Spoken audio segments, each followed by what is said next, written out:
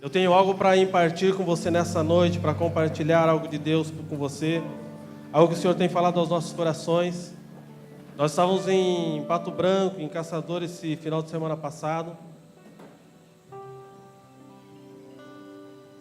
Foram 3 dias em que nós não estamos falando nada novo, nós só estamos trocando versículo. Mas o que estamos falando é o que os céus estão falando nesses dias.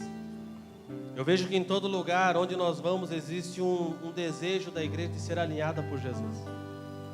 E nós vemos uma igreja que está cansada de táticas, cansada de estratégias, ela precisa ter um encontro real com o Senhor.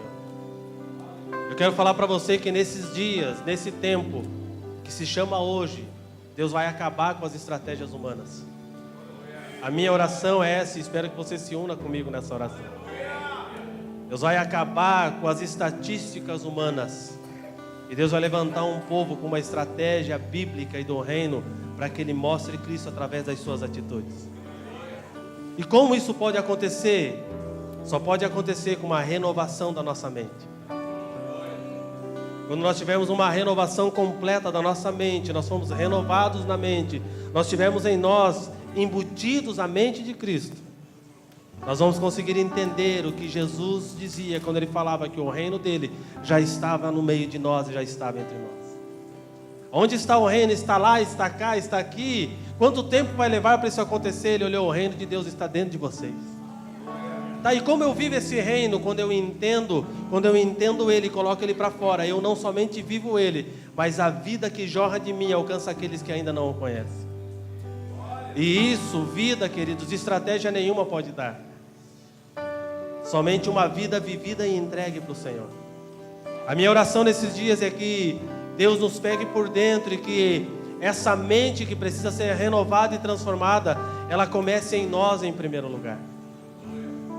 Porque hoje nós vemos um modismo falando sobre reino, é moda falar sobre reino.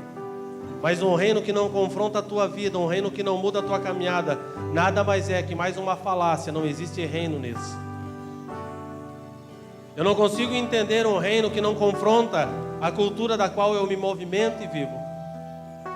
Eu não conheço nenhuma história que algum rei chegou para outro rei e pegou esse rei e conversou com esse rei e falou o seguinte: Rei João, eu vim aqui e eu vou tomar posse do teu reino. Eu gostaria que, por gentileza, você se retire desse local, saia do seu trono, pegue seu exército e caminhe com muita educação.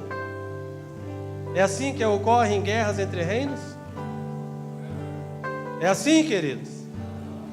Mas um reino se levanta contra o outro, e aquele que tiver mais força subsiste sobre aquele outro. E o que você quer dizer com isso? Eu quero dizer que se a tua carne tem governado você nesses dias, é porque ela tem tido mais força do que o reino de Deus em você. O que precisa acontecer nesses dias é o reino de Deus vir de uma tal forma e subjugar a nossa vontade, o nosso desejo, a nossa carne, a ponto de nós morrermos para aquilo que queremos, para que Cristo nasça em nós. E não há reino de Cristo em nós sem guerra, não há reino de Cristo em nós sem confronto, não há reino de Cristo em nós sem que a tua felicidade na alma seja tocada e atingida. Porque a alegria que vem do Senhor não está condicionada a momentos, não está condicionada a circunstâncias, é algo que brota do rio de Deus mediante um posicionamento que temos acerca daquilo que recebemos e que somos em Deus. É muito claro quando para nós percebemos qual é o rei que domina sobre nós. Eu tenho dito esses dias que existem 2 governos que governam sobre nós. Se você pensou algum dia que você se manda, você está muito enganado. Porque se não é o reino dos céus que governa sobre você, quem governa sobre você é o reino das trevas. Para algum você está sujeito. Se a cultura do mundo domina as minhas atitudes e as minhas ações, eu estou sujeito à cultura do mundo. Se a cultura do reino determina a minha caminhada, o meu posicionamento, as minhas decisões, logo é a cultura dos céus que dominam sobre mim. Então você não tem domínio sobre você. Ou você se sujeita ao reino dos céus, ou você se sujeita ao reino das trevas. Mas você tem o direito de escolher quem governa sobre você. Feche os teus olhos.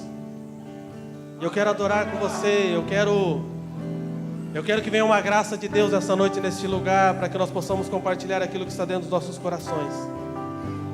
para que a palavra ela penetre dentro de nós e nos divida ao meio, mas não nos mate o entendimento daquilo que estamos recebendo, mas que mate a nossa mente, para que nós não venhamos entender na mente aquilo que Deus está construindo em nós.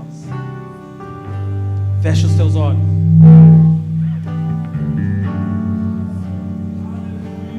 Aleluia. Entre o Rei Jesus, o Rei da Glória, eu abro meu coração, eu abro meu coração para que entre o Rei Jesus, feche o os Rei olhos. da Glória, Gustavo, eu abro meu para. coração. Nós não vamos orar com música. Nós vamos orar sem música. Nós não precisamos de um violão e de um teclado tocando para nos incentivar a orar. Eu gostaria que você orasse sem que tivesse tangedores tocando. Feche os teus olhos. Porque aonde a fome e a sede do Senhor, ali Ele vem. Nós estamos acostumados a ter alguma coisa tangendo para que a presença venha. O que chama a presença é a fome e a sede, não são os instrumentos que tangem. Eu gostaria que nessa noite nós fizéssemos diferente. Eu gostaria que você começasse a adorar o Senhor, que os músicos aqui em cima começassem a buscar ao Senhor. Pai, nós adoramos ao Senhor neste lugar. Declaramos que Tu és santo, Senhor. Nós não queremos ser tocados na alma, nós não queremos ser movidos na alma, mas nós queremos que a nossa alma seja sujeita ao governo do Teu Espírito. Pai, nós não queremos viver uma vida, Senhor, em que precisamos ser tocados no nosso sentimento, para que nós venhamos nos prostrar a Ti. Mas nós queremos andar, Senhor, em sabedoria. Nós queremos andar em discernimento. E nós queremos dizer ao nosso corpo: se sujeite ao governo de Deus. Nós oramos, Pai, nessa noite, para que haja fome e haja sede, a ponto de trazer a Tua presença para este lugar, a ponto de tocar as nossas vidas, a ponto de sermos tocados por Ti, a ponto da nossa alma entender o lugar dela e ser sujeita ao governo de Cristo e à autoridade que está no nome de Jesus. Nós oramos e dizemos a você: toda distração que está neste lugar, se retire. Nós damos uma palavra de ordem em o nome de Jesus. Nós ordenamos que a nossa mente, o nosso coração seja levado cativo ao conhecimento da Tua vontade nessa noite. Nós não queremos entender com a alma, mas nós queremos entender com o Espírito. Nós não queremos nos mover pela alma, mas nós queremos nos mover pelo Espírito. Então, Senhor, que Romanos 12:2 seja uma verdade em nós, que as nossas mentes sejam transformadas, que haja uma transição de mente em nós, que nós possamos nos sujeitar ao senhorio de Cristo, nos sujeitar ao governo de Cristo. Ó Pai, muda o nosso entendimento, Senhor. Muda a motivação do nosso coração, para que possamos entender a Tua vontade, para que possamos entender o Teu chamamento, para que possamos entender o que Tu tens e o que Tu queres para as nossas vidas. Nós oramos e dizemos: Tu és o Rei sobre esta casa. Nós oramos e declaramos o Teu senhorio sobre essa casa. Nós oramos e declaramos que Tu és maior que tudo e que todos, que o único propósito de estarmos aqui nessa noite reunidos é para que o Teu nome seja glorificado e engrandecido. Nós dizemos que não há ninguém maior que o Senhor. Tu és o maior entre nós, Pai. Tu és o Senhor sobre todas as coisas. Nós sujeitamos a nossa mente, nós sujeitamos o nosso conhecimento, nós sujeitamos o nosso entendimento, nós sujeitamos, Pai, os nossos ouvidos e os nossos olhos a Ti, para que Tu governes sobre nós, Pai.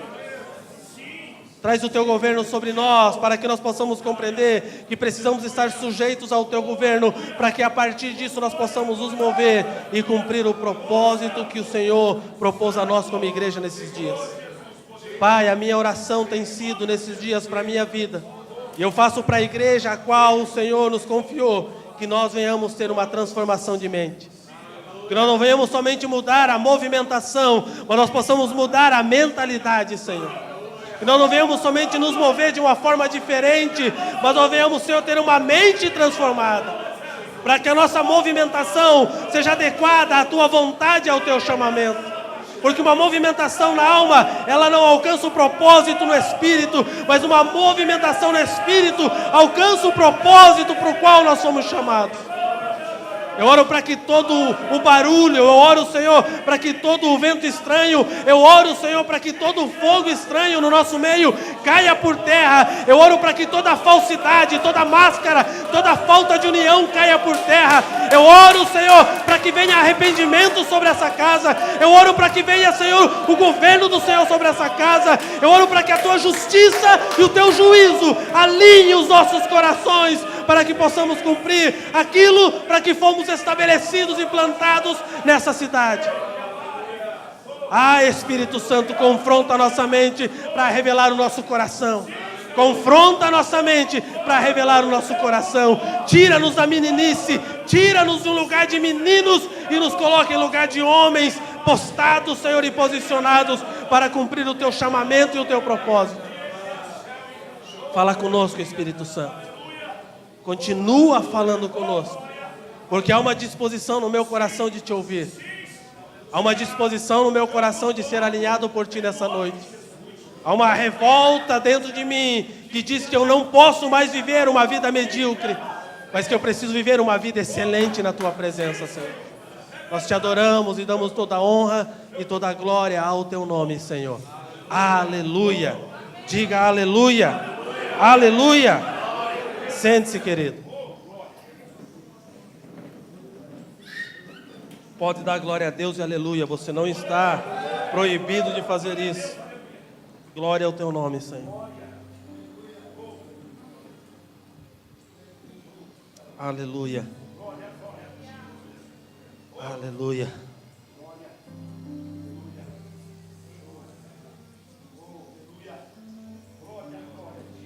A igreja dos nossos dias, ela vive em dias de confusão. Nós escutamos muitos alaridos, muito barulho, muita movimentação, mas nós vemos alaridos, barulho e uma movimentação fora de um propósito. E sabe o que nós percebemos no final dessas coisas? É que nós ficamos rodando em círculo e não alcançamos o propósito. Por nós rodar em círculo, nós ficamos frustrados na caminhada. Nós fazemos pensando que estamos fazendo para Deus, mas na verdade estamos fazendo para nós mesmos, para agradar o desejo da nossa alma. Nós construímos dizendo que estamos construindo para Deus, mas nós esquecemos de perguntar para Ele qual é a construção e como eu devo proceder nessa construção. E aí nós passamos de ciclos em ciclos de uma vida cristã, que nos leva a ciclos de alegria, ou melhor, de felicidade. Mas no término do ciclo de felicidade, nós chegamos a um ciclo de infelicidade, porque felicidade e infelicidade está ligada a um estado da alma e não do espírito. Quando estamos fazendo aquilo que nos agrada, nós estamos felizes, mas quando alguma coisa confronta aquilo que está despertando o desejo no meu coração, aquilo me deixa infeliz. O que o Espírito Santo vai fazer em nós é confrontar a nossa alma para que nós sejamos alegres e não felizes. Porque felicidade está ligado à situação, felicidade está ligada às circunstâncias, mas a alegria está ligada a um estado de espírito que se move debaixo da força do Senhor. Não são as circunstâncias que me deixam alegre, mas é o rio de Deus que corre dentro de mim que me mantém em estado de alegria. Porque a Bíblia diz que a alegria do Senhor é a nossa força. E por que somos fracos? Porque não temos alegria. E por que não temos alegria? Porque caminhamos na alma, baseados numa felicidade momentânea, que nos mantém num estado de alma, que somente aquilo que nos agrada nos faz bem. Eu quero dizer para você nessa noite que o Evangelho de Deus, o Evangelho do Reino de Deus, ele não agrada a sua alma, ele confronta a sua alma. Se o Evangelho de Deus agradar a sua alma, não é o Evangelho de Deus.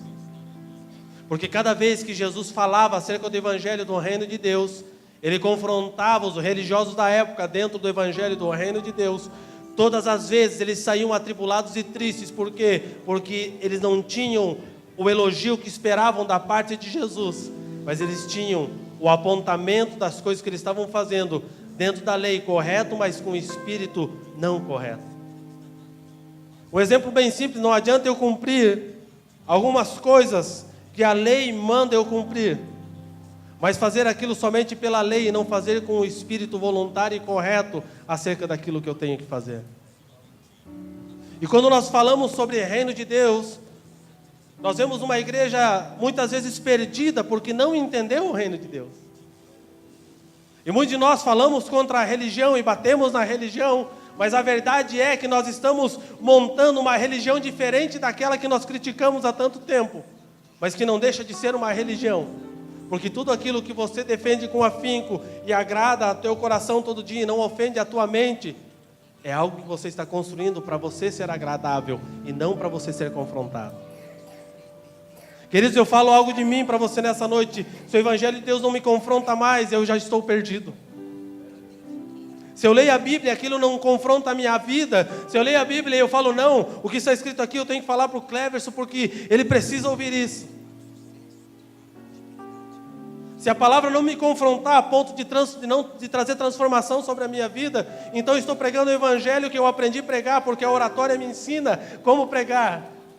Mas na verdade eu não vivo o Evangelho sem vida é religião morta.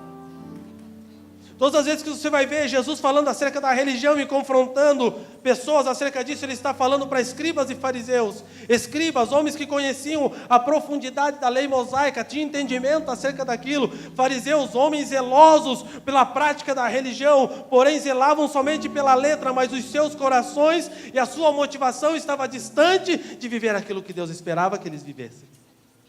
Faziam-se coisas em detrimento de outras. O Evangelho da troca.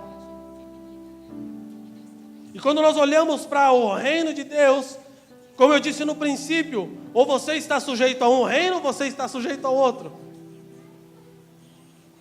A maior mentira que você conta para você é quando você vem para um reino e diz assim, não, agora eu me mando, agora eu me governo. Querido, não, você não se governa. Agora eu sou dono de mim. Então não é do reino de Deus que nós estamos falando. Porque o reino de Deus nos submete ao governo de Cristo. E sabe o que é submissão? Submissão é você estar sujeito. É você se prostrar ao governo e dizer, vem sobre mim, reina sobre mim. Você não olha no rosto dele e diz o que vai fazer. Você se sujeita ao governo dele e diz, reina sobre mim, governa sobre mim, mata a minha carne, mata a minha vontade. Quando nós vemos um reino que estão pregando por aí que diz, não, agora você é livre. Me mostra na Bíblia onde está escrito que você é livre. Ah, foi para a liberdade que Cristo nos chamou. Não pega texto fora de contexto, irmão, por favor. Para a liberdade que Ele vos chamou, mas a liberdade que Ele propõe é que você morra para a sua vida, para viver a vida dele em você. Ah, essa é a liberdade. Nós falamos acerca de um reino que nós não entendemos. E por que não entendemos? Porque só transicionamos a nossa mente na alma. Mudamos a nossa escatologia, mudamos a nossa teologia, mudamos o nosso entendimento, o nosso conhecimento acerca de algumas coisas, mas não mudamos a nossa mente. A Bíblia fala que nós precisamos transicionar a nossa mente a ponto de a mente de Cristo ser a nossa mente. Mas nós saímos de um lugar, vamos para outro, e nós ficamos caminhando em círculos, algumas coisas nos agradam, outras nos desagradam, e nós continuamos, mas no final dessa caminhada nós estamos frustrados.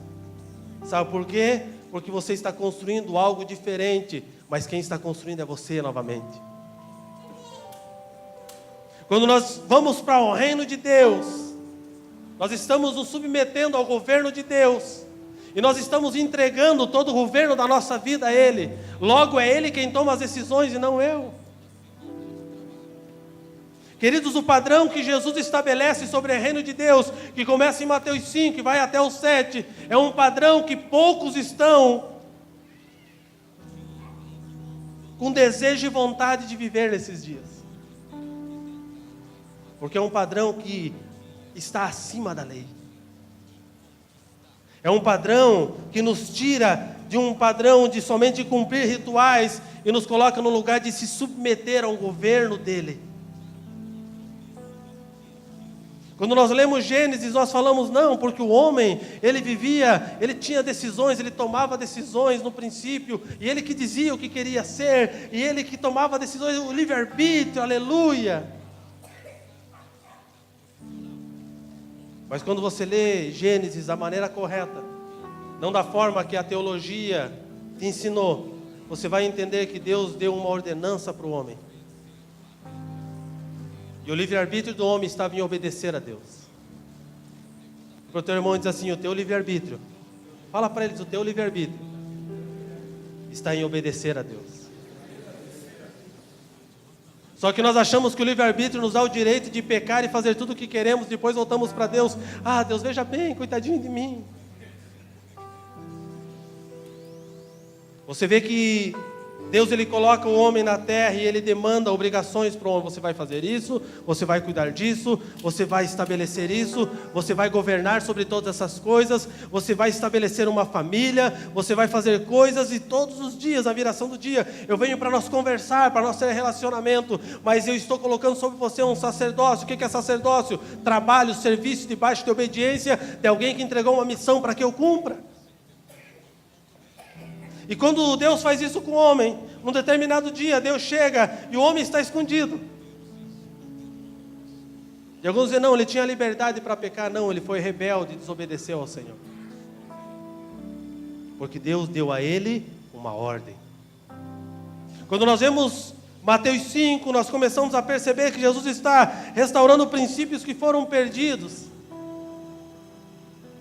Porque existe uma ordem no reino, existe uma lei que governa o reino de Deus.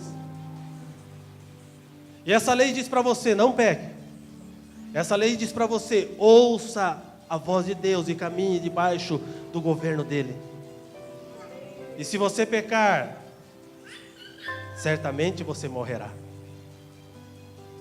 O problema é que há uma confusão na mente de muitos, que eles pensam que o reino de Deus é o reino do seu umbigo. O que é o reino do seu umbigo? Eu faço o que eu quero, eu me mando, eu me governo e ninguém governa sobre mim. Adão fez isso, você viu o que aconteceu com ele? Absalão também fez isso, você viu o que aconteceu com ele? Saul também fez isso, você percebeu o que aconteceu com ele? Queridos, nós precisamos ter uma compreensão correta da palavra de Deus. E se existe uma geração que não vai poder dizer que não tem tido uma revelação e uma palavra clara acerca do reino de Deus, é a nossa. Nós não podemos dizer: não, eu não sabia, eu não entendia. Nós viemos de uma formação teológica de mais de 1000 anos acerca de muitas coisas. Hoje nós vemos nos púlpitos das igrejas falando mais sobre filosofia, sobre Platão, sobre Sócrates, sobre não sei quem. Quem souber de filosofia fala para mim os outros nomes que eu não sei. Mas o que nós menos vemos nos púlpitos das nossas igrejas desses dias é falar sobre a palavra de Deus, pura e simples. Nós filosofamos sobre tantas coisas e no final de cada pregação, ou melhor dizendo, de cada palestra, nós falamos: agora vamos dar um aplauso ao Senhor Jesus. Pelo menos Jesus ganhou um aplauso no final.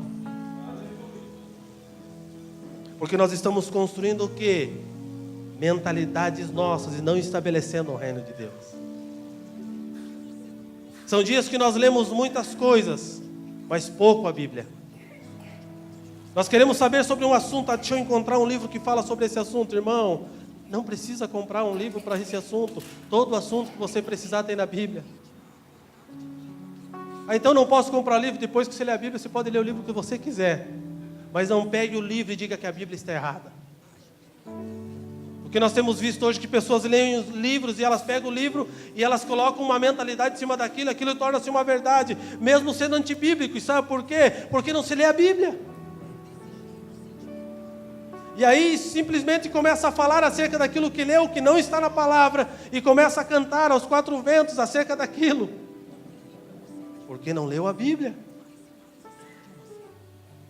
Todo o reino de Deus e o governo do reino de Deus estão guardados em um único livro, na Bíblia. E esse reino, esse governo, ele está revelado de Gênesis a Apocalipse. Queridos, não existe Velho e Novo Testamento, existe a palavra de Deus. Aleluia! Não, porque, como disse o Marcos aqui, isso aqui é para o Velho Testamento. Eu pergunto para vocês, quem escreveu o Novo Testamento? Alguém sabe me dizer? Alguém sabe me dizer? Vamos lá, irmãos. Quem escreveu o Novo Testamento? Quem foi? Quem escreveu o Velho? Quem foi? Espírito Santo. Então o Espírito Santo escreveu o Velho, escreveu o Novo. Por que nós dividimos em dois se o escritor é o mesmo? Será que ele mudou de ideia? Eu me confundi lá em Jeremias, então deixa eu corrigir aqui em Mateus. Não há confusão, porque Deus é perfeito em sua palavra. Mas então como que foi escrito o novo? Foi escrito baseado na revelação que existia da graça no Velho. Quer entender de graça? Lê o Velho que você tem deixado de lado. Quer entender mais ainda a graça? Lê Mateus 5, 6 e 7, você vai entender o que é graça. Mas todo o dissertar da palavra que Jesus disse aqui, lembre-se, ele estava falando para homens que conheciam a palavra de Deus. E o interessante é que tudo que ele falava confrontava o coração dos religiosos, mas eles não tinham argumentos para contrariar a palavra de Jesus. O reino de Deus, ele derruba os nossos argumentos. Abra comigo Mateus.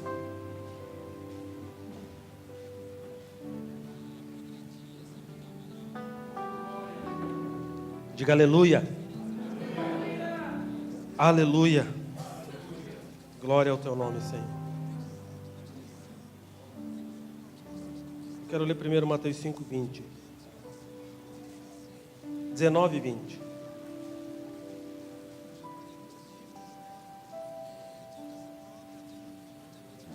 Nós precisamos, queridos, ter entendimento acerca da lei de Deus, que era para o povo judeu, e acerca das leis eternas de Deus, que é para todos nós. Princípios, amados, são para todos. Não, porque isso era para o judeu, não, isso é para a igreja de Cristo. Nós erramos porque não temos conhecimento acerca da palavra. E por não ter conhecimento, ficamos criando teologias diabólicas que não condizem com a palavra de Deus. Mateus 5, versículo 19 e 20. Diz assim: qualquer, pois, que violar um desses menores mandamentos, e assim ensinar aos homens, será chamado menor no reino dos céus. Aquele, porém, que os cumprir e ensinar, será chamado grande no reino dos céus. Jesus começa a dissertar acerca da lei, acerca do reino de Deus, e o primeiro princípio que ele confronta a religião, ele diz aqui: aquele, porém, que os cumprir e depois ensinar. Ele estava falando a escribas e fariseus que sabiam ensinar muito bem. Sabia onde estava escrito cada versículo, cada texto. Pensa nos caras bons de endereço, era aquele povo. Até aqueles nomes que a gente nem sabe que tem na Bíblia, eles sabiam de cor. Mas eles não cumpriam. Eles somente ensinavam. E Jesus vem e fala: vocês querem entender o reino de Deus hoje? Então eu vou falar para vocês. Eu vim cumprir a lei, mas eu vim cumprir ela da maneira correta, porque eu vivo aquilo que ensino. Quando ele olha para eles, ele já estabelece um princípio e diz para ele: o menor do reino dos céus será aquele que ensinar fora disso, mas o maior será aquele que cumprir e depois ensinar. Não adianta nós ensinarmos coisas que não vivemos. Não adianta nós falarmos o evangelho que não estamos dispostos a nos sujeitar para que ele reine sobre nós. Não adianta falarmos dissertar acerca de assuntos e teologias que às vezes você fala: uau, nossa, da onde, como descobriu isso, se você não vive isso? Porque eu descobri no hebraico, no aramaico, no grego, no não sei o que lá. Que isso quer dizer isso? E daí, irmão, viva o simples da palavra, já está bom. Ele já começa assim, pegando os religiosos, porque, irmãos, vou dizer uma coisa para vocês: Deus não tem dó de bater em religioso. Se tem uma coisa que Deus faz muito bem, é pegar religioso e bater bem batido. É só no queixo, irmão. Não tem assim, querido, é lambada. É isso aí. Porque toda vez que ele estava à frente dos religiosos, ele não ficava, então, veja bem, como é que eu vou falar? Porque eu não quero magoar o irmão, né? Ele olhava assim, seus pecadores, vocês precisam se converter. Nicodemos, ele chega para Nicodemos e fala, Nicodemos, você pensa que sabe tudo, cara, você precisa nascer de novo. Olha como você fala comigo, Jesus. Eu sou o cara que governa sobre a sinagoga, eu dou sentença sobre as pessoas. Grande coisa. Você precisa nascer de novo, cara, porque você não entende o reino de Deus. Deus nunca tratou a religião com pirulito, Ele tratou com chicote. Quando Ele chega naquele dia, está todo mundo lá vendendo pombinha, vendendo podinho. E o que Ele chega e fala, querido, por favor, não pode vender. Faz favor de retirar sua gaiolinha daqui, querido. Tira o bodinho, põe mais para lá o bodinho. Foi assim que ele fez? O que a Bíblia diz que ele fez? Ele chegou com o chicote falando, ai, bateu forte. Ai. Não, irmão, ele chegou descendo-lhe o reio mesmo. Ele bateu firme. Ele meteu-lhe o pé naquilo tudo. E por que ele fez aquilo? Porque eles estavam negociando com coisas que não podiam ser negociadas. Os homens chegavam ali, iam comprar. Por que existia isso? Porque isso existia no templo, mas as pessoas vinham comprar por quê? Porque elas moravam distantes e, mediante a lei, elas tinham o direito de comprar para oferecer como sacrifício. Mas sabe o que elas faziam? Elas vinham com R$50 e o cabrito custava 50. Em detrimento delas poder guardar o dinheiro no bolso delas, elas ficavam chorando e negociando para conseguir um preço melhor. E aí elas ganhavam vantagem. Ia lá e entregava para Jesus, falando, comprei um cabritinho que valia 100, paguei 80, aleluia, sobrou vintão para tomar uma Coca-Cola. Não negocie o que é de Deus, porque o que é dele, Ele não vai aceitar que você fique com aquilo que pertence a Ele. E quando Jesus vê isso, Jesus fica indignado, porque vê eles negociando com princípios e com leis eternas de Deus que não podiam ser negociadas. Nós vemos um Jesus que não tem e não dá moleza para religioso. A Bíblia diz que o Evangelho do Reino, ele é gerado e ele é manifesto mediante violência dentro de nós. E o que causa violência em nós é quando nós saímos de um estado de apatia. Já viu alguém que está apático, aquém, deitado numa rede, num berço esplêndido, ficar violento? O máximo que ele vai ficar violento é com a mosca, que vai incomodar o sono esplêndido dele. Mas quando o Senhor nos chama para o Evangelho do Reino, Ele precisa gerar dentro de nós um confronto. E a primeira coisa que Ele diz aos escribas e fariseus, Ele fala bem assim, vocês precisam primeiro cumprir, para que depois vocês ensinem. Então eu tenho que cumprir tudo. Não, cumpra aquilo que você já está recebendo de Deus. Quer aprender a cumprir o Evangelho? Ame ao seu próximo como a si mesmo. Como que eu amo o próximo como a mim mesmo? Eu amo o próximo como a mim mesmo quando eu amo a Deus acima de todas as coisas. O problema é que nós entendemos esse versículo de amar o próximo como nós mesmos na alma. Estamos amando na alma e não no espírito. Nós amamos aqueles que nós queremos amar e nós rejeitamos aqueles que queremos rejeitar, sendo que o princípio bíblico, que está também dentro de Mateus 5, fala, ame os seus inimigos. Eu amo quem me é agradável, mas quem não me agrada, eu não amo, eu suporto.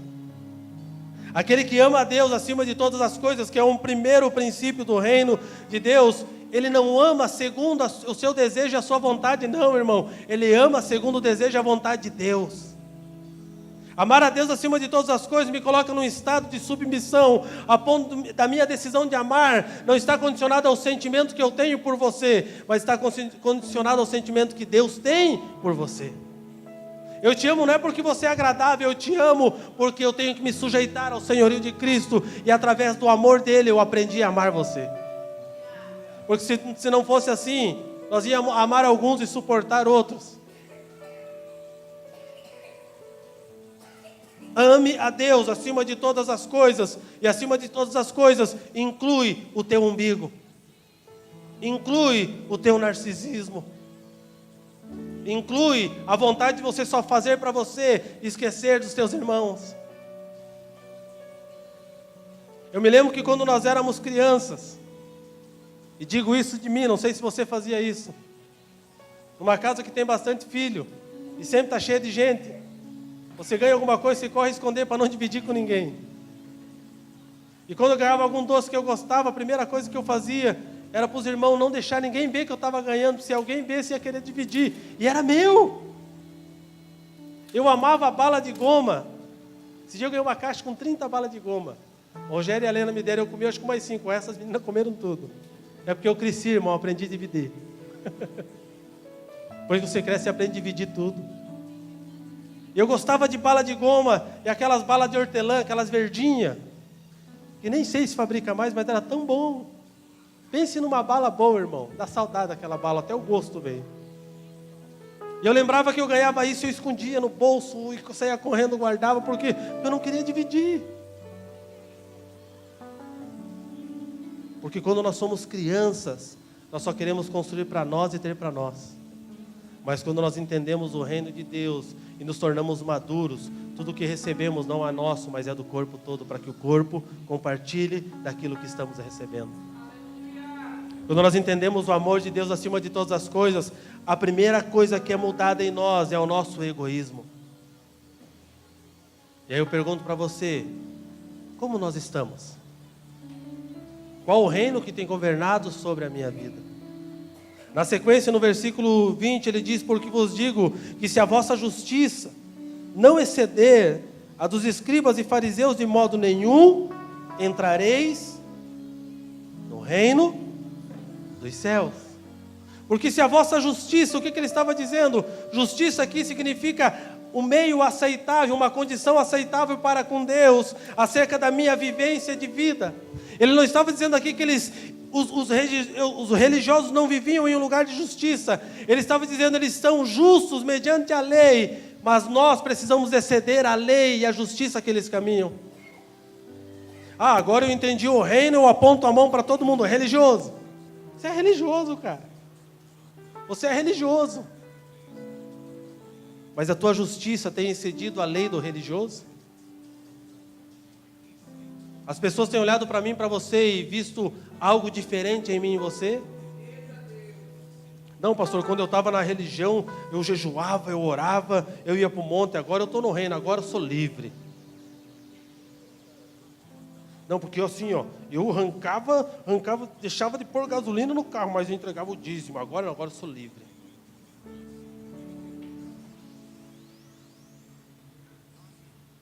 Que reino é esse? Se você entendeu, você não faz, quando nós entendemos, eu não faço mais para ter, eu faço para me tornar. Eu não jejuo e não oro para ter as bênçãos do Senhor, eu jejuo e eu oro para me tornar parecido com Cristo. Eu não entrego porque Ele vai abrir as janelas dos céus e derramar bênção tal, de tal tamanho, que vai sobrepujar, e eu fico imaginando aquele celeiro quebrando, estourando tudo para cima, e eu vou lá e entrego. Não, eu não faço por isso. Eu faço porque eu entendi um princípio. Eu faço como Abacuque, mesmo que a figueira não floresça, tu continuas sendo meu Deus. O problema é que na religião você fazia para ter, e hoje você deixa de fazer para mostrar para os outros que você não é religioso. Sendo que a Bíblia diz bem assim, que se a tua justiça não exceder a dos escribas e fariseus, de modo nenhum você entrará, eu e você entraremos no reino dos céus.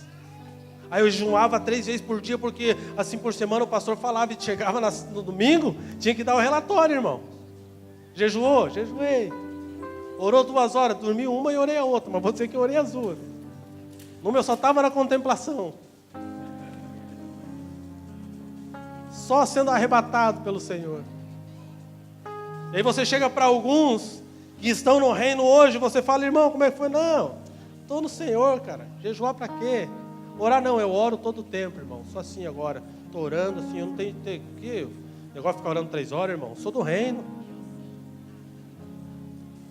Para estar com os irmãos, para que congregar? Vou ficar em casa assistindo no YouTube o culto. O maior exemplo de unidade da igreja está no livro de Atos dos Apóstolos.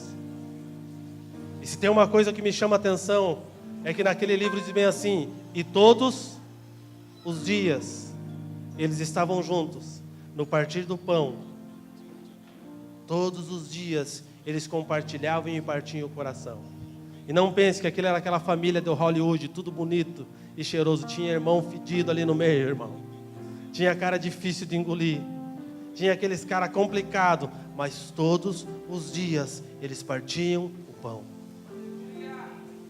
E era justamente isso que chamava a atenção de todos, porque todos os tinham por carisma, todos os eram carismáticos com eles, porque viam neles unidade, não de imagem, mas de propósito. Hoje fala, nós vamos ter um culto num dia, nós vamos se reunir no outro dia, a terça-feira tem convívio, quarta-feira não sei o que tem, quinta-feira. Tá louco? Todo dia fica olhando a cara desses irmãos, me erre. E domingo ainda tem que vir para o culto. Ai, Jesus, não dá. Pensamos que entendemos um reino, mas na verdade nós não entendemos o reino. Nós deixamos de ser legalistas e passamos a ser libertinos. Antes eu era legalista, fazia tudo conforme a lei, porque a lei ia me beneficiar. E quando eu ouvi acerca do reino e entendi com uma mentalidade almática e não com uma mente transformada, eu passei a ser libertino. Não porque eu sou dono de mim mesmo, eu me comando, eu me governo. Irmão, isso não é o evangelho do reino, isso é o evangelho do humanismo. Nós vivemos nos dias da teologia da transferência. Eu deixei de fazer isso, mas eu estou fazendo aquilo. Aí eu não orei hoje, mas hoje eu fui dar sopa para o mendigo. Uma coisa não muda a outra, irmão. Cumpra a lei e a justiça. Alcance o pobre, o órfão, a viúva. Mas não se esqueça que você só pode fazer isso mediante o amor de Deus que está dentro de você, que só é gerado diante de uma vida espiritual e um tempo de oração e leitura bíblica. Eu agora só vou orar e ler a Bíblia, e se passar alguém perto de mim, deixa lá com os irmãos que cuidam do ministério de cuidar dos pobres. Deus me chamou só para orar. Meu ministério é oração e ler Bíblia e tocar violão. Eu não posso contribuir de estar junto com os irmãos lá na casa, ou lá na rua, ou lá na praça, porque Deus só me chamou para isso. Uma coisa não muda a outra. O evangelho tem que ser completo. Não, eu não estou falando de chamamento, eu estou falando de corpo de Cristo e movimentação do corpo. Eu não estou falando sobre o teu chamado, irmão. Eu entendo muito bem sobre isso. Mas estou falando sobre o ministério das boas obras, que eu e você todos fomos chamados para isso. Então nós fazemos algumas coisas bens em detrimento de outras, sendo que o reino de Deus, Ele nos tem por inteiro. Agora não jejua e não ora mais, por quê? Porque não é mais religioso, virou um carnal. Agora não lê a Bíblia, agora não serve mais o pobre, por quê? Porque virou um carnal, só serve o seu umbigo. Eu me lembro um tempo atrás, eu me reuni com alguns músicos. Eu fui pastor de músico há muito tempo, eu vou falar de músico. Outro dia eu falo dos outros. Eu me reuni com eles e falei, nós vamos orar hoje das 8 horas da manhã até o meio-dia. Todo mundo faceiro veio para a oração. E os irmãos foram lá ligar o teclado, e outro foi ligar o violão, e outro ligou o baixo, aleluia. E eu só fiquei olhando, esperando. Falei, o que vocês estão fazendo? Não, vamos adorar. Falei, não, irmão, não, vamos orar. Mas eu não consigo orar se eu não estiver tocando alguma coisa, então você vai aprender hoje, querido. Porque somos movidos pela alma. A igreja dos nossos dias é uma igreja que não ora. Nós adoramos muito na alma e oramos pouco.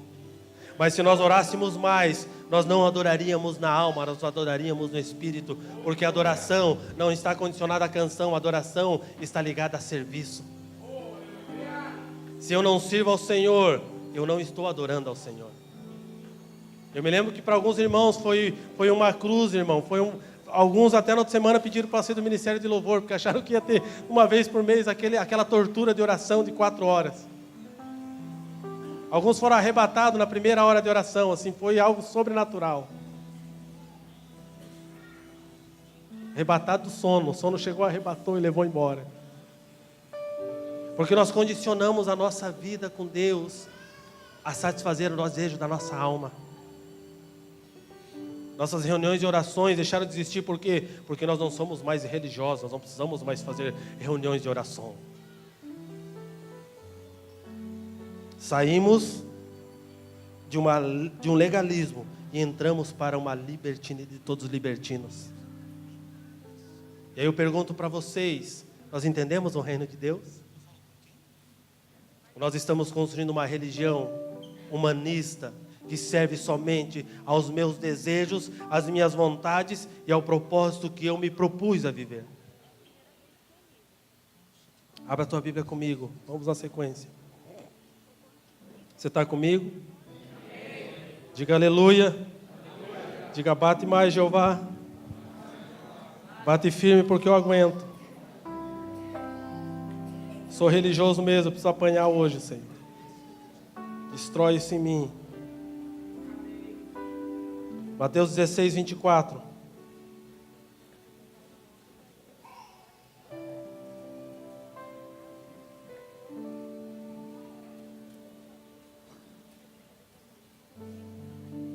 Mateus 16, 24 diz assim: Então Jesus declarou aos seus discípulos. Quem quer ser discípulo de Jesus aqui, levanta a mão. Então preste atenção na declaração que ele faz para mim e para você. Se alguém deseja seguir-me, negue-se a si mesmo, tome a sua cruz e me acompanhe. Porquanto quem quiser salvar a sua vida, a perderá, mas quem perder a sua vida por minha causa, encontrará a verdadeira vida. Pois que lucro terá uma pessoa se ganhar o mundo inteiro, mas perder a sua alma? Ou o que poderá dar o ser humano em troca de sua alma? Mas o Filho do Homem virá na glória de seu Pai, com os seus anjos, e então recompensará a cada um de acordo com as suas obras. Eu quero ser discípulo de Cristo. Primeiro requisito, negue-se a si mesmo. A segunda coisa, tome a sua cruz e me acompanhe. Deus já diz duas coisas que vão totalmente contra ao evangelho humanista e ao evangelho segundo a minha alma e o meu umbigo. Eu quero ser discípulo de Jesus, porque Jesus é o cara, Ele cura, Ele levanta paralítico, Ele faz pão acontecer onde não tem, vem peixe, acontece, vai virar água, não tinha mais vinho, nós estávamos tudo triste, de repente chegou um tal Jesus na festa, Ele pegou umas talhas lá cheias d'água e fez um vinho que eu nunca bebi na vida. Eu quero andar com esse cara. Ele é um cara legal. Se tiver algum problema, não, Jesus é meu xará, anda comigo. Qual é o teu problema? Pera aí, eu vou chamar Jesus. Já viu aquela história fazendo cortesia com o chapéu alheio? É meu amigo, meu brode. Se tem um amigo fortão, não sei você, mas eu na minha época de escola era um cara muito briguento, desse tamanho todo aqui, eu era briguento, irmão. Eu já media onde eu ia bater, se o cara fosse grande, para se eu não derrubasse ele na primeira, eu corria, porque eu era bom de corrida. Mas todo baixinho sempre tem um amigo grandão, para se garantir naqueles momentos difíceis. E às vezes chegava num momento que não tinha mais como se garantir, né? Aí você grita para os amigos, você está mexendo comigo, mas aqueles caras são todos meus amigos. Se garantia na força do outro. E quantas vezes nós só nos garantimos para nos mostrar, e não para nos mostrar em Cristo, nós nos garantimos, não, Jesus anda comigo, cara. Ele é o cara que anda comigo, qualquer problema ele vai resolver. Mas Jesus chega para as pessoas e diz assim, vocês querem ser meus discípulos? Quem não queria ser discípulo de Jesus, irmão? Quem não queria andar com alguém que fazia todos esses milagres? Mas ele começa a entregar requisitos acerca de como segui-lo. E a primeira coisa que ele diz para aqueles homens que estavam com ele, eles dizem assim, neguem-se a si mesmo. Ele estava dizendo, abra mão dos seus sonhos, abra mão dos seus projetos, abra mão da sua casa, abra mão daquilo que você pretendia construir nos últimos 10 anos, abra mão de todos aqueles projetos que você tinha de tirar férias lá na Europa, abra mão de tudo isso. Porque agora eu vou te ensinar um novo e um vivo caminho. Algo que você não compreende, algo que você não conhece, mas que você precisa entender, porque o reino de Deus é chegado a vós outros.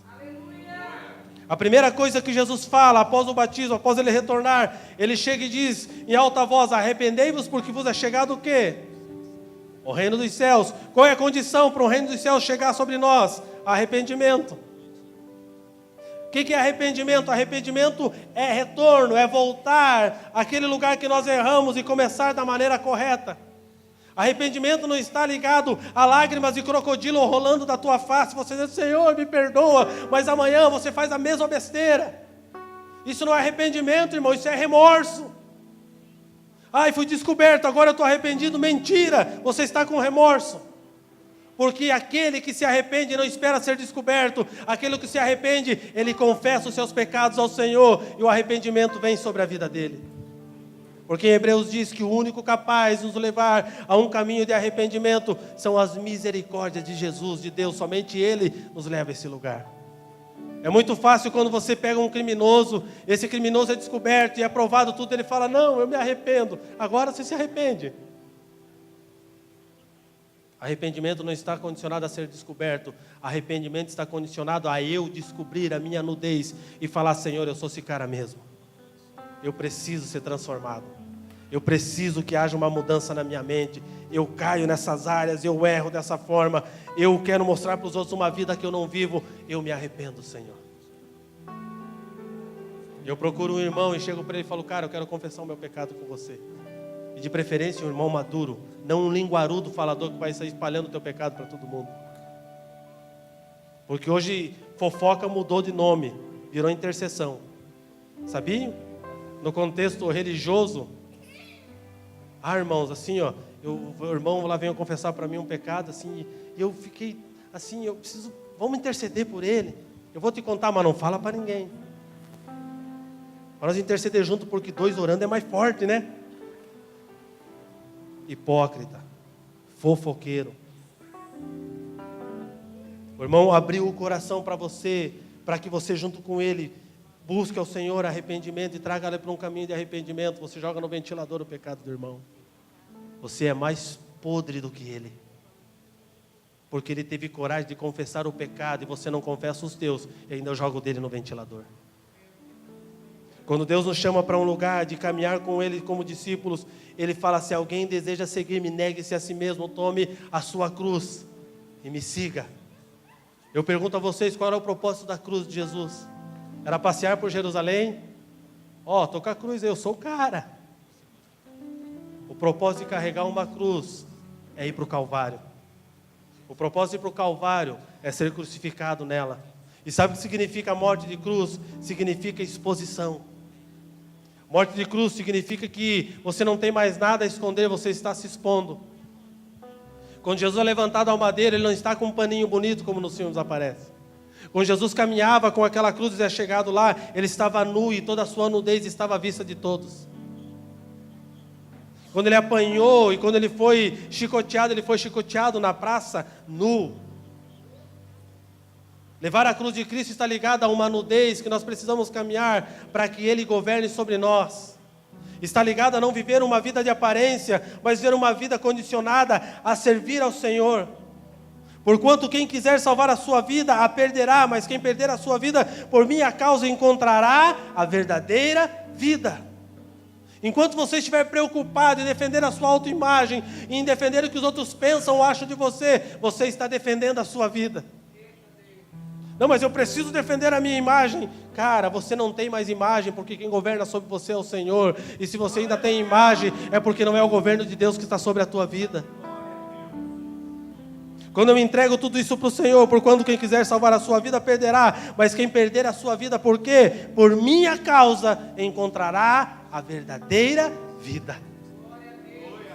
Condição, por minha causa. Agora eu entreguei a minha vida para Cristo, agora eu só vivo para Jesus, Será que você perdeu a tua vida por Cristo ou por uma vida melhor que você queria para você? Queridos, quando nós entendemos o reino de Deus, eu não vou ler Mateus 5, 6 e 7 para você, eu gostaria que você lesse em casa. Mas quando nós entendemos o reino que é revelado através desses textos, nós percebemos o quão estreita é a porta. O quão estreita é a porta, por quê? Porque Deus não dá mais a condição de nós vivermos para nós mesmos, mas nós vivemos para o propósito de Deus. Quando eu falo sobre reinos que governam sobre nós, quando eu falo é o Cristo, o reino de Deus que governa sobre você, é o reino das trevas, existe um exemplo muito claro sobre isso, e está no princípio da Bíblia, está em Gênesis. Enquanto o governo de Deus estava sobre a vida de Adão e Eva, eles viviam em uma vida constante e saudável, e tudo que eles faziam e como eles se moviam, era tudo para o Senhor. A Bíblia nos ensina que quando Adão trabalhava, quando Adão estava cultivando a terra, quando Adão estava cultivando o coração da sua esposa, quando Adão cuidava dos bichinhos, quando ele governava sobre a terra, naquele lugar, naquele ambiente, Gênesis 2,15, ele estava adorando ao Senhor. Adão não adorava ao Senhor na viração do dia ele tinha relacionamento com o Senhor. Mas ele adorava ao Senhor durante todo o tempo. Remete a nossa mente ao quê? Uma adoração que se baseia somente no culto de domingo, num culto de terça ou num culto de quinta. Não é uma adoração convincente ao Senhor. Porque a minha adoração tem que ser constante. Quando eu venho para essa reunião, eu venho para estar compartilhando, eu venho para estar me relacionando com os meus irmãos e com a palavra que Deus derrama sobre o corpo. Mas a minha adoração tem que ser dia a dia. Enquanto Adão está debaixo do governo de Deus, tudo na sua vida era alinhado corretamente, ele vivia uma vida adequada aos princípios, aos padrões do céu. Mas lá no princípio Deus fala bem assim, de tudo que tem aqui você pode comer, pode se alimentar, tudo é teu, mas aquela lá, aquela árvore, está vendo aquela, Adão? Não toque nela. Deus falou para Adão assim, ó, faz sua cara assim, ó, eu sei que você vai ficar com vontade, eu sei que vai ficar difícil para você, mas assim, não, faz favor para mim, não toque. A Bíblia diz que Deus ordenou a Adão e disse, dela não toque. Quando você desobedece a Deus, não está ligado a livre-arbítrio, está ligado à rebeldia e rebelião. Quando o homem escolhe andar pelos seus caminhos, o que acontece com ele? Ele sai do jardim, que simboliza o governo de Deus sobre nós. E o que ele faz? Ele entra no governo do mundo. E aí é liberada uma sentença sobre ele, dizendo para ele que do suor do trabalho dele ele comerá, que tudo que ele for fazer na terra, ele vai cultivar a terra, vai ser com dor, ele vai capinar, vai ser com dor, a mulher vai gerar filhos com dor. Ele vai dormir cansado, por quê? Porque ele teve que suar bastante. Onde nascia somente plantações puras, vai nascer abrolhos, vai nascer mato, vai nascer coisas terríveis que vão matar a plantação. Deus nos mostra em Gênesis 2 reinos que governam as nossas vidas. Quando eu estou debaixo da vontade do reino de Deus, todo o reino, ele serve o propósito de Deus para as nossas vidas. Mas quando eu saio do propósito de Deus, eu me sujeito ao governo desse mundo e ao reino desse mundo que governa sobre mim. Jesus traz uma clara lembrança disso em Mateus, eu não lembro onde está escrito. Acho que é em Mateus, eu não lembro o endereço. Mas ele fala que quando nós fazemos as coisas, nós devemos fazer como se estivéssemos fazendo ao Senhor. Porque se nós fizermos o nosso trabalho, mesmo que o nosse patrão seja ruim ou rude, mesmo que seja difícil, como estivesse fazendo ao Senhor, nós estaremos gerando sacerdócio para Ele, adorando a Ele no nosso serviço. Sabe o que Jesus estava dizendo? Vocês precisam entender o princípio, porque no princípio era assim. O propósito de Deus é restaurar todas as coisas, e a restauração começa primeiro numa transição de mente. Deus não tem como restaurar o teu entendimento, você não tem como tomar a cruz de Cristo e segui-lo, você não tem como entrar em um lugar de arrependimento, você não tem como adorar ao Senhor e tornar a justiça dEle relevante na tua vida, sem que primeiro você se sujeite ao governo dEle. Então você tem uma escolha, tem, você pode obedecer ou desobedecer, essa é a tua escolha. Quando eu entro debaixo do governo de Deus, é Ele quem governa as minhas decisões. Se eu estou perdido, se eu não sei o que fazer, é porque o governo de Deus não está sobre a minha vida. Se a minha vida está uma bagunça, é porque Deus não está governando sobre a minha vida. Se a minha empresa está uma bagunça, é porque eu governo ela, porque Deus não governa a bagunça, Deus traz ordem no meio da bagunça. Se o casamento está terrível, é porque você está governando com uma mente carnal. Mas quando você governar com uma mente espiritual, o teu casamento será exemplo para muitas vidas.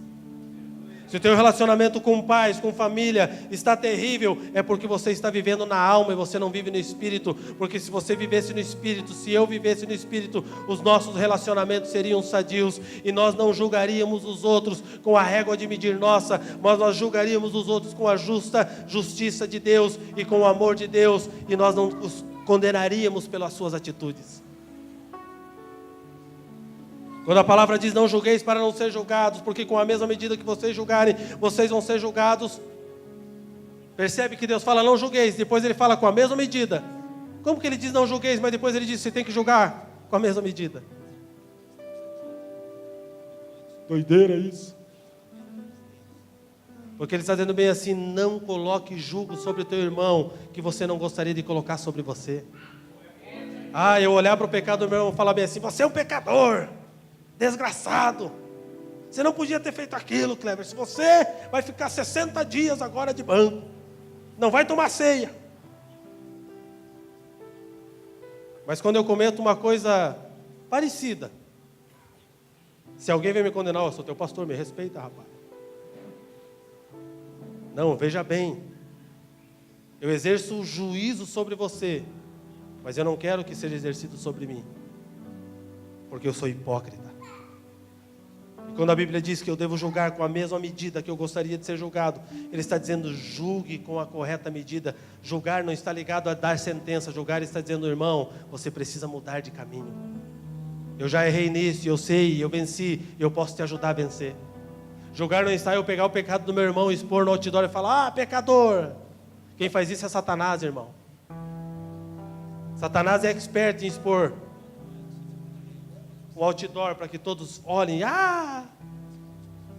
Mas quando a Bíblia fala sobre julgar, ela está ensinando um princípio do reino. Ela está dizendo bem assim, se você quer ter que quando você pecar, porque um dia você vai cair, um dia você vai pecar também.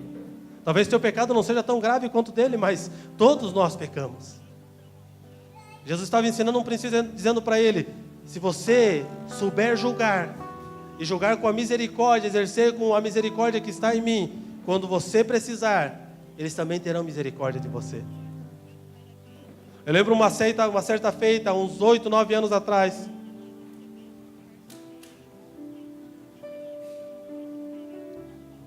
Em que um colega me procurou e ele estava numa enrascada muito grande. Ele cuidava de uma igreja.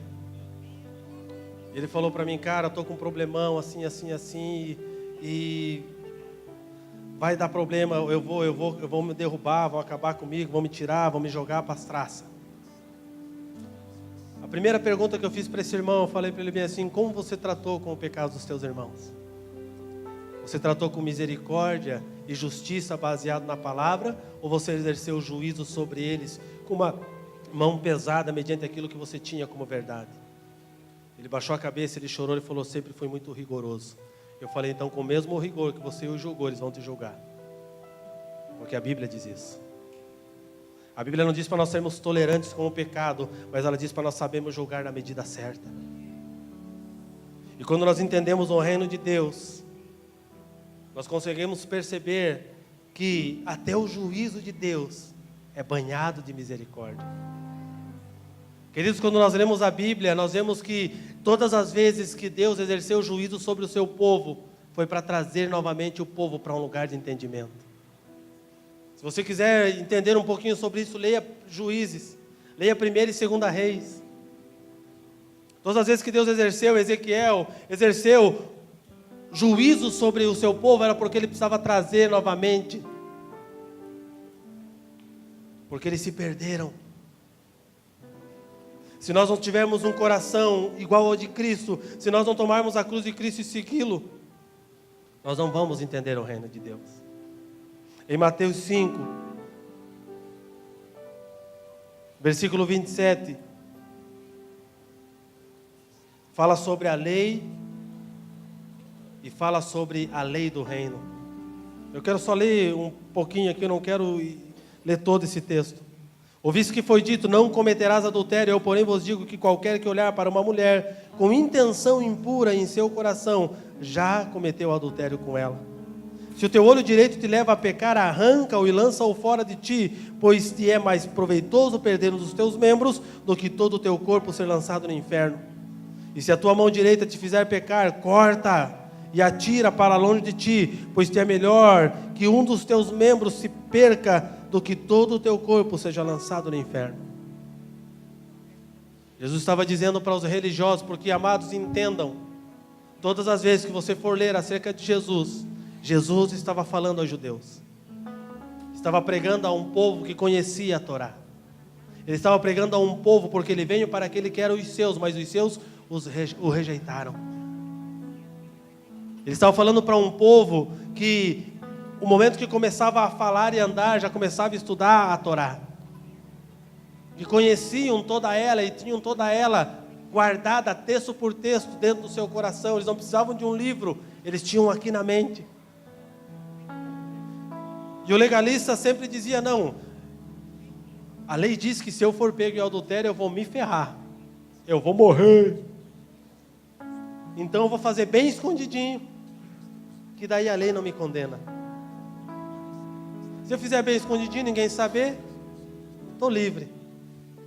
Vou lá no final do mês, levo uma pombinha, um cabritinho, uma ovelhinha, compro na promoção, porque o cara, quando é no lugar de iniquidade, ele é iníquo em tudo, e ninguém vai saber. E de repente Jesus chega a falar para ele bem assim, que o adultério não está na prática dele em si, mas está na intenção do coração que move você a fazer. E a Bíblia diz assim, Jesus fala para aqueles homens, até agora vocês andavam sendo legalistas, porque muitos de vocês aqui já adulteraram, parafraseando o que Jesus estava dizendo. Vocês batem no peito e condenam seus irmãos, porque eles não conhecem a podridão que está dentro dos seus corações. E Jesus olha para eles e diz bem, eu porém vos digo, que se na sua mente passar o desejo de adultério, você já adulterou com ela.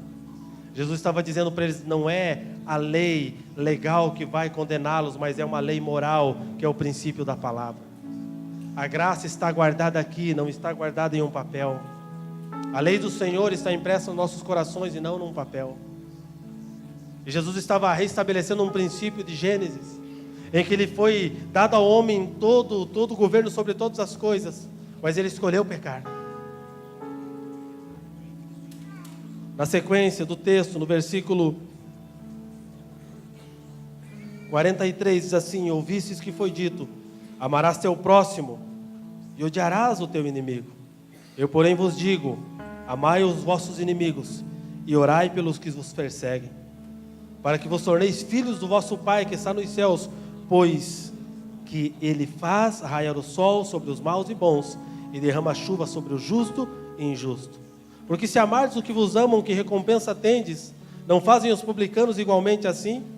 E se saudardes somente os vossos irmãos, que fazeis de notável, não agem os gentios também dessa maneira? Assim sendo, sede vós perfeitos como perfeito é o vosso Pai que está nos céus. Jesus ensina mais um princípio aos fariseus, que eles tinham decoro e sabiam, mas eles não viviam. Por isso que a Bíblia fala ali, vocês primeiro pratiquem, e depois de praticar, vocês ensinem. O princípio que Jesus estava trazendo aqui na palavra, ele estava dizendo, eu vim para esse mundo, porque vocês são inimigos do meu Pai. Isso que eu digo para vocês, é o que eu estou praticando, porque eu vim morrer pelos inimigos. A Bíblia diz que o pecado nos torna inimigos de Deus. Quando Cristo vem, todos éramos pecadores e estávamos separados de Deus, logo todos éramos inimigos de Deus. Então eu pergunto para você, Deus entregou o seu Filho pelos seus amigos ou pelos seus inimigos? Por quem? Por quem? E por que eu só quero amar os meus amigos? Porque eu sou um legalista? Porque é mais fácil? E quando Jesus fala isso, ele demanda um princípio, fala, vocês fazem, segundo a lei está escrita, porque vocês estão presos ainda numa constituição, mas o que é princípio eterno, o que é lei eterna, vocês não cumprem, porque a lei do amor é eterna, a ponto de o Pai entregar o seu Filho pelos seus inimigos. Jesus estava dizendo para eles: eu vim morrer por vocês, inimigos de Deus. Mesmo com todas as suas práticas religiosas, vocês estão separados dele. E só há uma forma de vocês tornar-se amigos, mediante o amor que ele tem pelos seus inimigos. Percebem a economia de Deus como é diferente da nossa? Deus não nos ama porque nós temos algo para dar para Ele. Ele nos ama porque o princípio dele é amor. E tudo que Ele faz, queridos, se nesses dias a mão do Senhor está pesada sobre você, se nesses dias o juízo de Deus tem te alcançado pelas tuas práticas iníquas e erradas, se alegre, porque Ele ainda ama você. Mas se o peso da mão de Deus não está sobre a tua cabeça, se você está fazendo tudo, cometendo iniquidade e não percebe nada, é pior, porque Ele já se afastou de você. Melhor é estar com a mão do Senhor pesando sobre nós, do que não ter a mão dEle pesando sobre nós. Porque quando Ele nos alcança com juízo, há somente um propósito no coração dEle: nos trazer novamente para o caminho e para o propósito correto. O reino de Deus não nos dá a condição de governar as nossas decisões. O reino de Deus nos dá a condição de estar sujeitos ao governo de Cristo, não somente naquilo que nos agrada, mas naquilo que nós não concordamos e não nos agrada. Porque aquele que quiser vir após mim, negue-se a si, tome a sua cruz e morra nela. A condição de o reino de Deus governar sobre a minha e sobre a sua vida, a condição de Deus não é vida, é morte. Vem para cá que você vai ser feliz. Vem para cá porque você vai viver. Vai ser bem legal você viver. Não é o reino de Deus que você está indo, irmão. Você está indo para a Disneylândia. Você está indo lá para o Beto Carreiro World. Lá você vai ser feliz. Lembre-se, felicidade é um estado de alma. Alegria é uma condição do espírito. A Bíblia diz que a alegria do Senhor é nossa força. Nós somos fortes quando estamos nele, guardados nele, e as circunstâncias não dominam a nossa vida. Eu me lembro que teve um tempo em que nós passamos assim muitos momentos difíceis, muito difíceis. E para alguns amigos mais chegados que irmãos, às vezes nós confessávamos algumas coisas, aquele tempo de você desabafar. Você chega para o irmão e fala: achei alguém para mim poder chorar hoje no ombro. É aquela Betânia que você encontra e você pode ser você. E você encosta ali, você chora e fala: cara, eu não sei se eu vou aguentar. Eu não sei se eu vou conseguir, eu não sei se eu vou cumprir o propósito. E a pessoa olha para você assustada, apavorada, e fala: cara, como assim? Não parece nada, porque você está sempre alegre. É porque o propósito não está ligado ao estado de alma, mas está ligado ao estado de espírito. Porque a alegria do Senhor é a nossa força. Quando a palavra diz isso, ela está dizendo: se você quer ser forte, seja alegre em determinadas circunstâncias, favoráveis ou não, seja alegre. Se as coisas estão boas, estão ruins, seja alegre. Por quê? Porque o morto não reclama. A condição do reino é morrer para nós mesmos e permitir que Deus governe sobre nós. Tem mais uma mentira que a religião pregou para você. E sabe qual é? É aquela que você prepara o bolo, entrega para Jesus e fala: experimente e diz se está gostoso. Resumindo, é aquela que você projeta, planeja, entrega para Jesus e fala: Senhor, aprova o que eu estou fazendo. Sendo que a Bíblia diz que você precisa fazer segundo a vontade de Deus e não segundo a tua vontade. No reino você não faz assim, no reino você chega e pergunta para Deus. E Deus diz se você deve ou não deve fazer. E se Ele não responder, quem cala consente. Se Ele não responder, não é que Ele está calando e consentindo. É porque existem princípios que você não precisa nem perguntar para Deus. É só você se sujeitar a eles e cumpri-los. Não pergunte coisas para Deus que você já sabe a resposta, porque Ele não vai responder você de novo. No reino de Deus você não apresenta o bolo pronto, você chega para Deus e pergunta: como eu faço o bolo?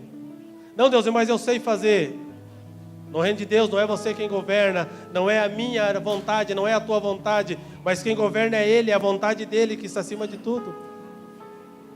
Nós temos a mania de preparar as coisas, chegar e apresentar para Deus. Não, eu tenho um projeto aqui, eu vou apresentar, Léo, eu vou construir a tua casa, e de repente, você nem sabe que eu vou construir a tua casa. Mas eu chego aqui numa segunda-feira bem feliz da vida: Léo, olha o projeto da tua casa. Léo vai olhar: Tá, mas eu pedi para você fazer um projeto para uma casa para mim? Eu nem gosto de 5 quartos, eu não quero ter um serviço para limpar. Não, Léo, mas imagina uma casa com 5 quartos, 3 cozinhas, 10 banheiros. Imagina, Léo! O Léo olha para mim e fala, esse projeto eu não quero. Porque o que eu tenho para você são projetos diferentes. A Bíblia fala que os planos que Deus tem para nós são bem melhores e maiores do que nós temos para nós. Pare de projetar coisas e apresentar para o Senhor. Vá para o Senhor e pergunta qual é o projeto dele para a tua vida. Porque o reino que governa sobre mim já tem um projeto para mim e eu preciso me incluir nesse projeto. Pare de querer ganhar Jesus por coisas, querido. Comece a ganhá-lo por ser servo. Pare de apresentar coisas e achar que Deus vai tocar trombeta para você. Comece a chegar e perguntar, Deus, aonde eu me envolvo no teu trabalho, porque o Senhor está trabalhando. Jesus fala, o meu Pai trabalha e eu trabalho. Eu faço aquilo que vejo o meu Pai fazer. Ele dá 2 modelos para você, ele está dizendo bem assim, se o Pai parou, pare. Não tente impressionar o Pai. Se o Pai não está fazendo, fica quieto, espera. Por que nós vemos uma igreja fazendo um monte de coisa? Porque ela não tem tempo de contemplar o que o Pai está fazendo. E aí ficamos brigando para ver quem faz mais e aparece mais. Mas Jesus fala, eu trabalho porque meu Pai trabalha. E eu só faço aquilo que eu vejo o meu Pai fazer. Jesus ensina mais um princípio do reino para mim e para você. Pare de se encher de coisas e comece a contemplar o que Deus está fazendo e se envolva nisso. Porque se nós conseguimos contemplar o que Deus está fazendo nesses dias, nós vamos parar de gerar obra morta, nós vamos parar de ter cansaço e enfado, nós vamos chegar ao final da nossa caminhada felizes e contentes, dizendo bem assim, até aqui nos ajudou o Senhor e eu cumpri o propósito. Corri a carreira, caminhei com fé, alcancei o propósito, porque é uma coroa preparada para mim, e eu sei que eu vou herdá-la, porque eu caminhei mediante o modelo que me foi entregue dos céus. Você não precisa criar um novo modelo e um novo padrão, já existe, você precisa entrar nele. Arrependei-vos, porque vos é chegado o reino de Deus. A única condição de nos colocar no reino de Deus é o arrependimento. Se coloque de pé.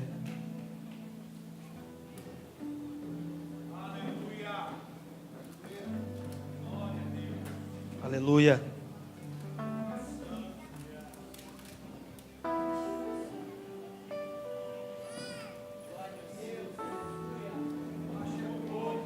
Aleluia.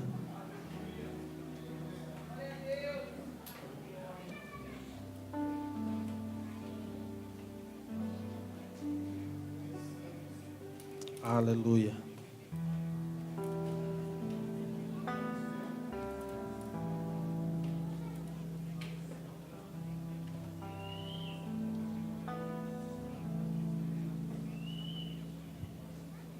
Jeremias 29:11 diz: porquanto somente eu conheço os planos que determinei a vosso respeito. Declare Yahvé planos de vos fazer prosperar, e não de vos causar dor e prejuízo. Planos para vos dar esperança e um futuro melhor. Então me invocareis e chegareis a mim para orar, e eu vos darei toda a atenção. Vós me buscareis e me encontrareis quando me buscareis de todo o vosso coração.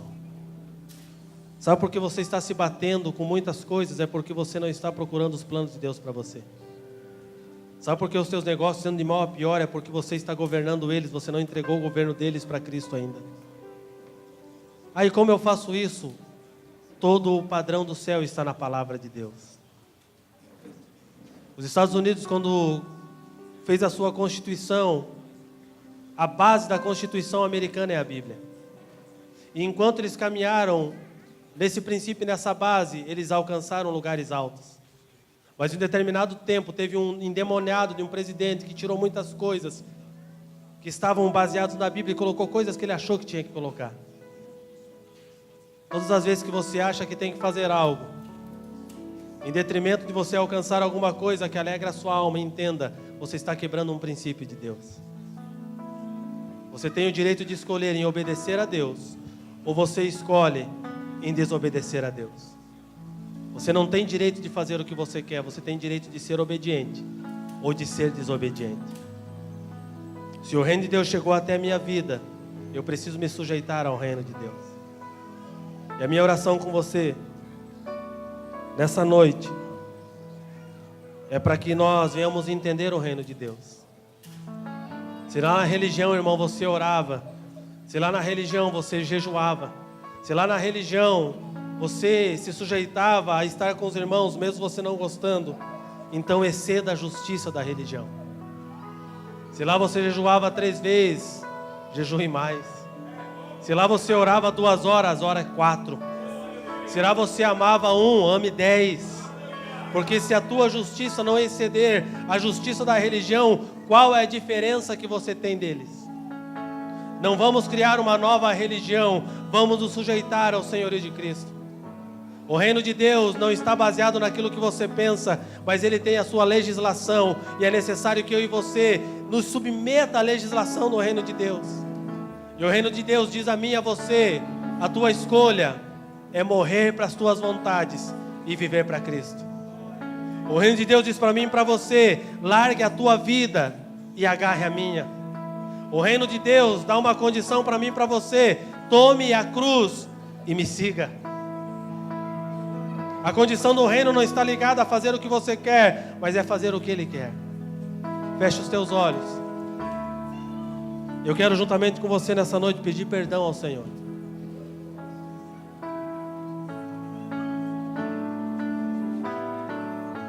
Por ter entendido na alma muitas coisas e não permitir que o governo do Espírito seja sobre a minha vida. Eu quero que nós como igreja venhamos orar nessa noite e pedir perdão ao Senhor, porque temos sido libertinos, que é pior que ser legalista. Que achamos que governamos a nossa mente, sendo que só existem 2 governos sobre a nossa vida: ou é de Cristo ou é de Satanás.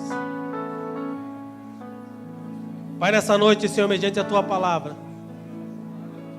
eu quero me prostrar na Tua presença, Senhor, e eu quero, como igreja, Pai, nessa noite pedir perdão a Ti. O Teu reino já tem a própria legislação. O Teu reino já tem a sua própria normativa. O Teu reino já tem o próprio projeto. O Teu reino já tem a própria obra. Senhor, e eu, como corpo de Cristo, quero pedir perdão a Ti nessa noite, porque nós temos nesses dias, muitos de nós, temos criticado a religião, mas temos inventado uma diferente. Temos batido naqueles que são, Senhor, legalistas e caminham debaixo de um princípio de lei e cumprem, Senhor, mediante a religião que seguem. Nós os criticamos, mas nós somos libertinos quanto à nossa caminhada contigo. Nós decidimos por nós, mas não nos sujeitamos à decisão que está nos céus e ao governo de Cristo. Nós tornamos donos de nós mesmos, Pai, e não permitimos que Tu governes sobre nós. Isso é pior que a religião, Pai, porque isso é um caminho de rebeldia, Pai. E nós pedimos perdão a Ti, Senhor, pela nossa rebeldia. Nós pedimos perdão a Ti, Senhor querido, pela falta de entendimento. Nós pedimos perdão a Ti, Senhor, por sermos, Senhor querido, libertinos. E a minha oração é que o Teu governo venha sobre as nossas vidas. A minha oração é que possamos entender o Teu reino da forma correta. A minha oração é que cada irmão que está aqui, Senhor, nessa noite, cada um que ouve, Senhor, pela internet, coloque em prática Mateus 5, 6 e 7 nas suas vidas. Que nós não venhamos mais andar, Senhor, numa medida, Pai, somente visível aos homens, mas nós não venhamos estender a justiça dos escribas e dos fariseus. Que nós não venhamos criticar a sua prática, mas nós não venhamos praticar coisas excelentes, Pai, que vão ofuscar a mentira em que muitos vivem. Que nós não venhamos precisar todo dia apontar o pecado de alguém, mas nós, com a verdade e com a vida santa, denuncie o pecado do próximo, a ponto de ele ser constrangido a viver uma vida santa na Tua presença. Tira o dedo apontador do nosso meio. Tira as máscaras, Pai, que escondem a verdade que somos. Ah, Senhor, tira-nos do lugar, Pai, de conformidade com o mundo e nos coloca um lugar de conformidade com a Tua palavra. Tira-nos do lugar de remorso e nos coloca no lugar de arrependimento. em que confessamos os nossos pecados somente quando somos pegos, mas não temos, Pai, a capacidade de confessar os pecados a Ti em arrependimento, sabendo que aquilo fere o Teu coração, que aquilo fere os princípios da Tua palavra. Pai, a minha oração nessa noite é que o Senhor venha e reine sobre esta casa, que o Senhor venha e reine sobre nós, que o Senhor venha e reine sobre os nossos corações e sobre as nossas decisões. A minha oração é que não sejamos os religiosos diferentes e que estão formando uma nova religião, Pai, uma religião segundo o umbigo, segundo o humanismo, uma religião, Pai, da transferência, que nós deixamos de fazer umas coisas em detrimento da outra, mas que nós vamos cumprir toda a lei e toda a palavra que foi profetizada, para que em tudo o Teu nome seja glorificado. Que nós não venhamos, Pai, desfacelar o Teu Evangelho, mas nós venhamos vivê-lo de uma maneira correta e agradável ao Teu nome. A minha oração nessa noite é: nos perdoa, Senhor. Nos perdoa, Senhor, nos perdoa pela nossa incoerência, nos perdoa pela nossa inconstância, nos perdoa pela nossa preguiça, nos perdoa pela nossa falta de amor, nos perdoa pela rebelião que move os nossos corações, nos perdoa pelo fogo estranho e pela mentira que cantamos em uma adoração vazia, aonde na semana nós não construímos altares na Tua presença. Ah, Senhor, nos perdoa, porque somos movidos pela alma, mas não temos um minuto contigo durante a semana, Senhor. E viemos aqui no altar falar de coisas que não vivemos e cantar canções que não são verdades em nós. Nos perdoa por sermos hipócritas, Pai. E muda a nossa vida, Senhor. Muda a nossa caminhada. Que a nossa adoração seja de todos os dias. E que o nosso relacionamento seja baseado no Teu amor e não no nosso sentimento. A minha oração, Senhor, é que a Tua alegria seja o que nos move e seja a força que há em nós. A minha oração para essa casa e para essa igreja é que todos aqui se permitam e se coloquem debaixo do governo de Cristo, que entreguem as suas vidas, as suas famílias, as suas empresas, a sua casa debaixo do Teu governo, para que eles vivam e para que eles alcancem dias felizes na Tua presença, Senhor. E para que tudo que façamos, para que tudo que fizermos, seja com um único propósito, para louvor e honra do Teu nome. Essa é a minha oração nessa noite pela minha vida. Essa é a minha oração pela essa igreja reunida aqui. E pela Tua igreja, Pai, em Curitiba e em toda a face da terra. Eu me uno, Senhor, àqueles, Pai, que têm orado por isso. E a minha oração é que essa oração que faço, ela sujeite a minha vida, Senhor, a caminhar sobre ela. Em o nome do Teu Filho Jesus, nós Te adoramos, Pai, e glorificamos o Teu nome, Senhor. Governa sobre nós, Pai.